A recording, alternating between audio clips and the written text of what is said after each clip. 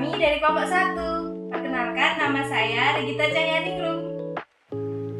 Saya Ning Fadriyah Masiatul Khairiyah. Saya Natasha Safaun Nabila. Saya Zumrotul Muawana. Hai teman-teman, zaman sekarang dunia maya udah kayak panggung bebas. Semua orang bisa ngomong apa aja, kapan aja, tanpa mikir panjang. Mulut netizen tuh kadang lebih tajam dari pedang.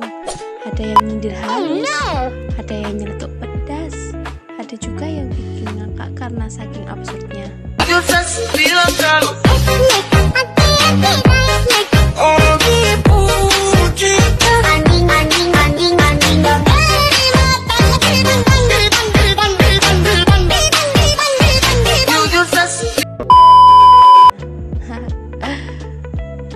Kolom komentar jadi tempat paling rame. Ada yang dukung, ada yang jatuhin, ada yang bikin drama yang gak kelar-kelar. Rasanya tuh baru buka HP sebentar aja udah kayak nonton sinetron 100 episode. Nah, di tengah keramaian suasana netizen itu, coba deh bayangin kalau seorang ulama besar dari masa lalu tiba-tiba ikutan nimbrung. Gimana ya ekspresinya?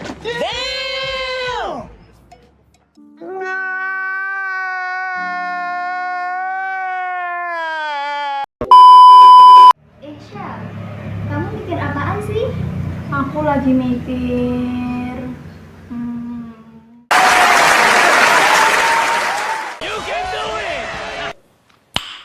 Nice. Kalian tahu nggak siapa Imam Al-Ghazali itu? Tahu kalau searching? Apa tuh? Bentar ya. Saya cari dulu. Imam Ghazali bernama lengkap Abu Hamid Muhammad bin Muhammad Al-Ghazali, lahir di Tunis, Khurasan, Persia pada tahun 1058 Masehi. Ia tumbuh dalam keluarga sederhana, namun sejak kecil menunjukkan kecerdasan luar biasa dan semangat belajar tinggi. Pendidikan awalnya ditempuh di bawah bimbingan ulama fikih. Lalu, ia berguru kepada Imam Al-Haramain Al-Juwaini di Naisabur, yang menjadikannya ahli dalam teologi, filsafat, logika, dan usul fikih. Karirnya mencapai puncak ketika diangkat sebagai guru besar di Madinah. Nizamiyah Baghdad, lembaga pendidikan paling bergengsi pada masa itu. Namun, meski sukses secara akademik, ia mengalami krisis spiritual yang membuatnya meninggalkan jabatan dan menekuni jalan tasawuf. Dari pengembaraan spiritualnya lahirlah karya monumental yaitu Ihya Ulumuddin, ensiklopedia kehidupan Islam yang membahas fikih, akhlak, tasawuf, dan pendidikan rohani. Karena kedalaman ilmunya dan kontribusi besar terhadap Islam, ia digelari Hujjatul Islam, yaitu pembela Islam. Pemikirannya tentang integrasi akal dan hati serta pentingnya penyucian jiwa, yaitu tazkiyatun nafas, tetap relevan hingga kini, menjadikan salah satu tokoh paling berpengaruh dalam sejarah pendidikan dan spiritualitas Islam. Oh, Masya Allah banget ya beliau. Coba sekarang kita dengerin deh podcast satu ini. Halo teman-teman, selamat datang di podcast Adab Digital. Hari ini kita akan mengobrol santai tentang gimana pesan Imam Al-Ghazali bisa menjadi kompas buat kita di dunia medsos. Yuk kita mulai. Al-Ghazali pernah bilang, lisan itu kayak binatang buas. Kalau nggak dijaga, bisa nyakitin pemiliknya sendiri. Nah, di era digital, lisan itu berubah jadi jempol.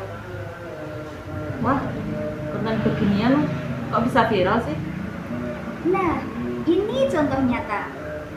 Hate comment, bullying, cancel culture, semua lahir dari jempol yang nggak dijaga.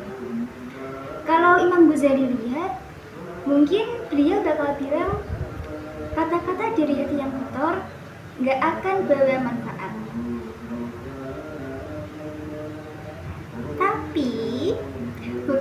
soal kata-kata kasar.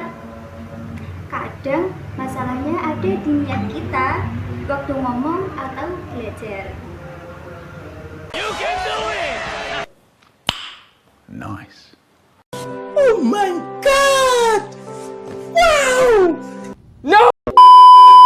Nah, kalau niatnya bukan cari kebenaran tapi sensasi, ilmunya malah bikin kabut, bukan cahaya. Jadi sebelum komen atau share, lurusin dulu niatnya. Dan setelah niat lurus, ada satu hal lagi yang penting banget, sikap rendah hati. Imam Al-Ghazali ngingetin kalau kesombongan itu hijab antara manusia dan kebenaran. Di medsos banyak yang lebih pengen menang debat daripada cari hikmah. AI itu salah. Aku lebih tahu. Coba lihat datanya dulu.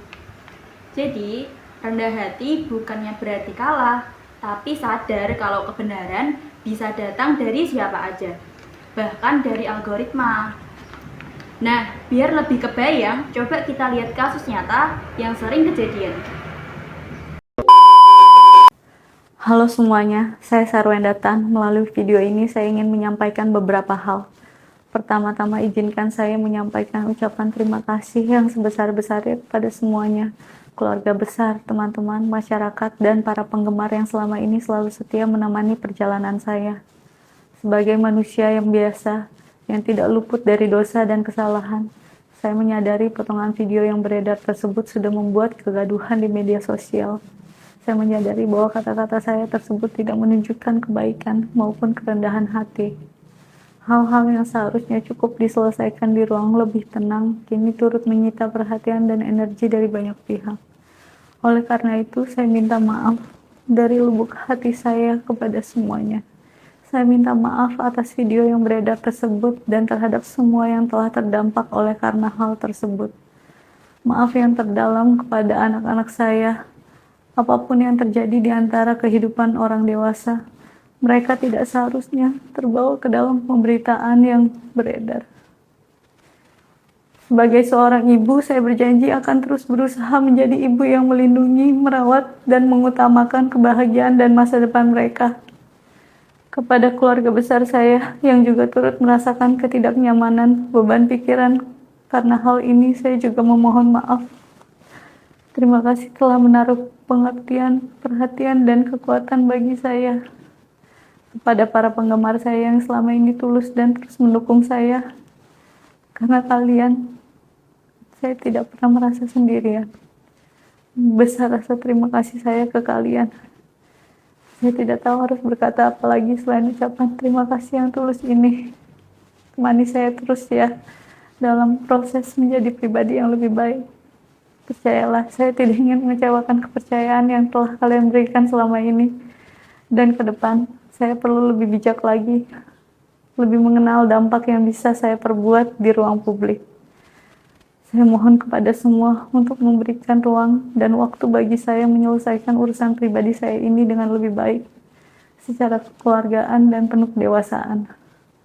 Saya percaya setiap persoalan memiliki penyelesaiannya masing-masing, dan saya memilih untuk menempuhnya dengan kepala dingin serta hati yang lebih lapang.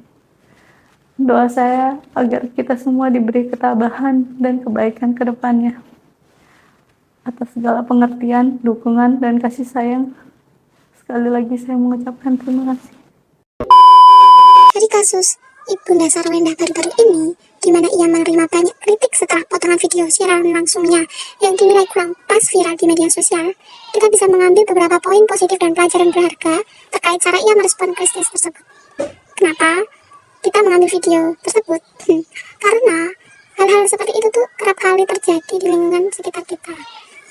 Hal yang tidak sesuai dengan hati netizen kerap kali menimbulkan pro dan kontra. Tidak usah jauh-jauh, kita cuma membahas poin positif dan pelajaran berharga. Yang pertama, keberanian mengakui kesalahan secara terbuka. Di situ, Bunda Sarwenda menunjukkan kedewasaan dengan mengunggah video klarifikasi dan permohonan maaf secara terbuka di akun Instagram pribadinya. Di tengah industri hiburan, ia secara jantan mengakui bahwa kata-katanya dalam potongan video tersebut tidak mencerminkan kebaikan maupun kerendahan hati. Poin yang kedua, berbesar hati menerima kritik dan lelucon netizen. Setelah videonya viral, netizen ramai-ramai melontarkan kritik, komentar negatif hingga membuat parodi. Melalui keterangan kuasa hukumnya, Sarwenda memilih untuk berbesar hati menerima setiap kritik tersebut tanpa bersikap defensif atau menyerang balik netizen secara agresif di ruang publik. Yang ketiga, memprioritaskan mental dan masa depan anak-anak. Salah satu poin paling positif dari sikapnya adalah komitmen untuk melindungi anak-anaknya. Dalam permohonan maafnya, ia menegaskan bahwa urusan dan kehilafan orang dewasa tidak boleh menyeret atau mengorbankan masa depan anak-anak ke dalam pusaran pemberitaan negatif media. Yang keempat, mengurangi ego demi menjaga profesionalitas kerja. Kabar mengenai keputusan Sarwenda membesarkan hati atau membersihkan tautan atau data kerjasama merek dari bio Instagramnya menunjukkan langkah taktis dalam manajemen krisis. Hal ini mencerminkan sikap tahu diri untuk meminimalisasi dampak negatif agar polemik pribadinya tidak ikut merugikan performa atau citra merek yang bekerja sama dengannya. Yang kelima atau yang terakhir, memilih menyelesaikan masalah di ruang privat. Daripada terus-menerus membalas sindiran atau beradu argumen lewat fitur live media sosial, Sarwenda akhirnya memilih mundur dari keriuhan digital. Ia meminta ruang dan waktu kepada publik agar diizinkan menyelesaikan segala urusan pribadinya secara kekeluargaan, kepala dingin, dan penuh kedewasaan di dunia nyata.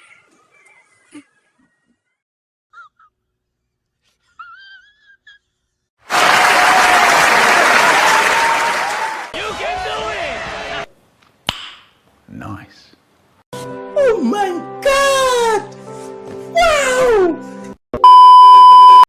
So, itu tadi obrolan kita di podcast Adab Digital.